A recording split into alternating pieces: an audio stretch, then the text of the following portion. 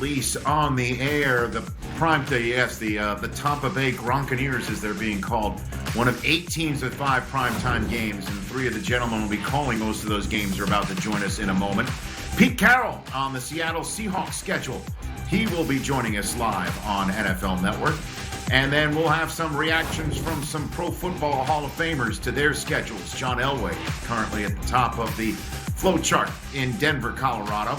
We'll talk to him about the Broncos schedule. And then Steve Young will react to the worldwide leader in sports Monday Night Football schedule. Steve, part of that coverage year in and year out. We are pleased for you to be with us live on NFL Network. We're all sheltered in place. My name is Rich Eisen. My children and dogs could possibly barge in here during this next 2 hours. Another reason why you should stay tuned while we sift our way through all 256 games, all 32 team schedules. All the teams have placed those schedules on their own respective websites.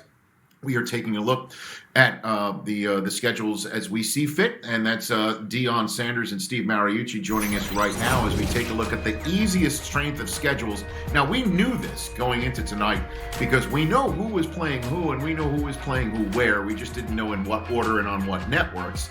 But now that we have actually placed it all in order, and you see the easiest strength of schedule in 2020, now we're wondering about the most favorable schedule, because not only do we combine with easiest strength of schedule, but Steve and Deion, we now can combine the order and see how it all favorably stacks up. Which is the most favorable schedule, Steve, based on what you've seen so far? Yeah, I like the word favorable a heck of a lot than easier. There is no easy schedule in this league, and yeah, the Baltimore Ravens, their opponent's winning percentage was last 43.8 last year, but all of these teams change. I mean, they add players, they get better, they get worse. So forget that metric, okay? They're a 14-2 team, and you know what? Back after their season ended, they circled 2 games. They knew who they were going to be playing. It would be the Chiefs and the Patriots. Those were their big games that I'm sure they circled. There were some others, but those were the big ones. Chiefs, because the Chiefs have beaten them the last 2 seasons in a row in one-possession games. However, those games were in Arrowhead. This year, they play Week 3 Monday Night Football in Baltimore against Patrick Mahomes and Andy Reid. They come to town in Baltimore. That's a big break for the Ravens. And then the other break they get with New England, the GOAT is gone.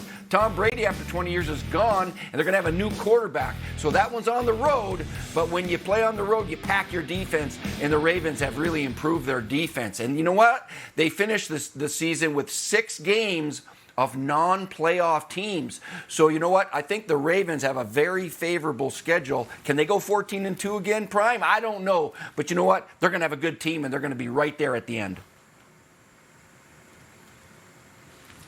On paper, you would tend to say the Pittsburgh Steelers because it's saying they have the next easiest schedule. But how do they have the next easiest schedule when they play the Baltimore Ravens twice?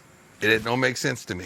So I'm going to go with the Dallas Cowboys. When I think of what the Dallas Cowboys did in the draft, and I think about their division, and I think about what they have inside the locker room, then I think about the coaching change and what they're doing in management and how they are at home. Let me tell you something, man.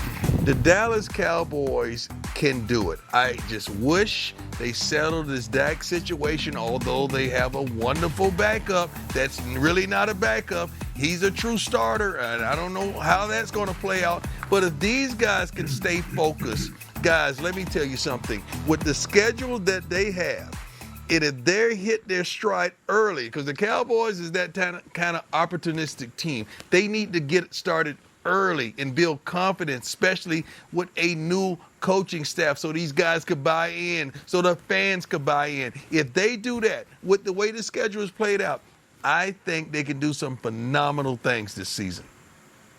And throughout the first 2 hours of this show, and I'm sure many of you watching wherever you're watching this from have the same thoughts that many of us have, which is I hope that this does actually go down as scheduled, that the schedule that we are all laying out for everyone to see and to parse and to comb over is in fact going to go on as scheduled. And that does also include the commissioner of the National Football League, once we went on the air and the schedules were made public, issued this statement saying the release of the NFL schedule is something our fans eagerly anticipate every year as they look forward with hope and optimism to the season ahead.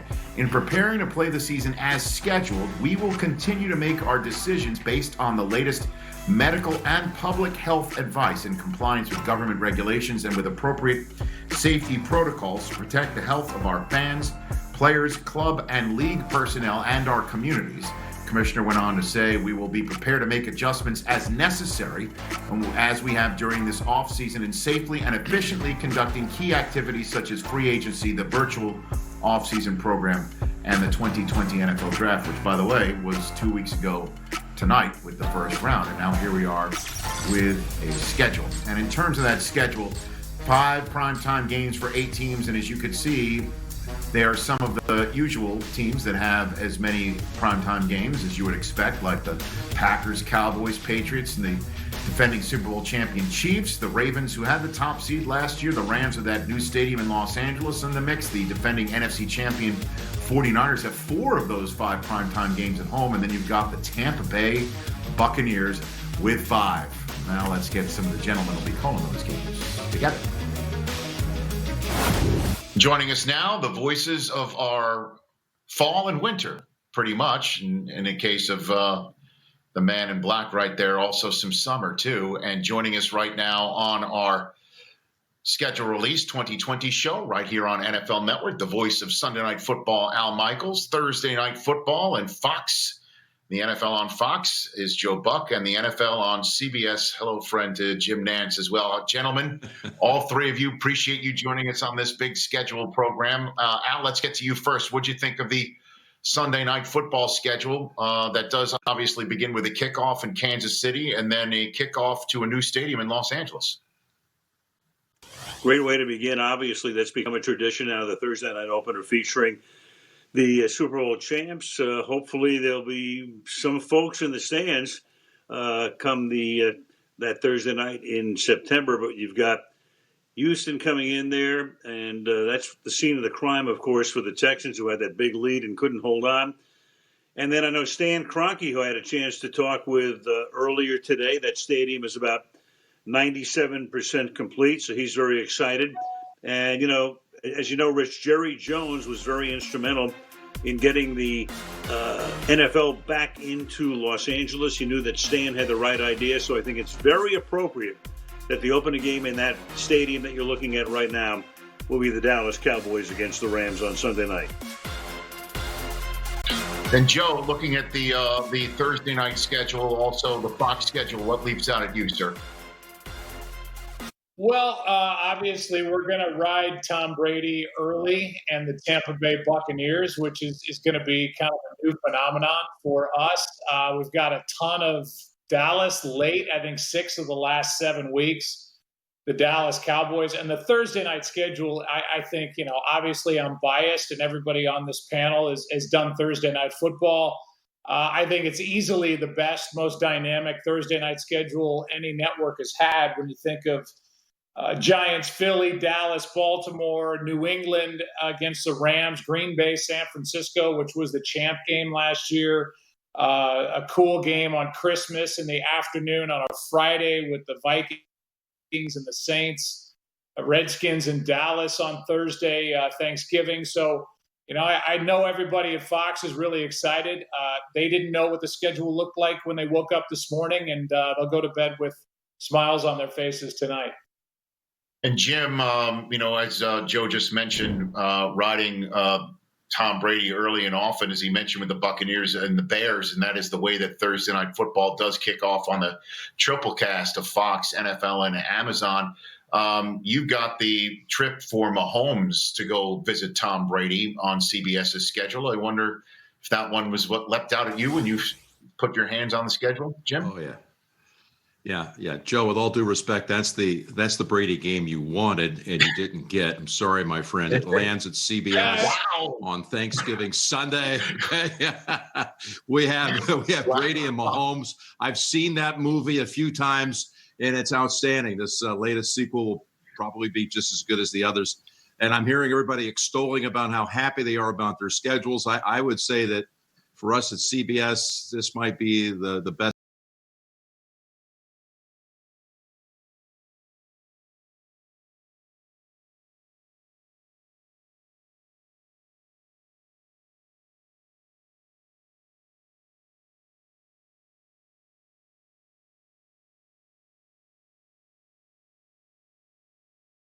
Francisco at New England. We got Pittsburgh and Dallas, that Kansas City Tampa game. We got Mahomes against Breeze. So we got Mahomes Brady, Mahomes Breeze, and Philadelphia Green Bay. It's another cross flex. Thank you very much. We're happy for that.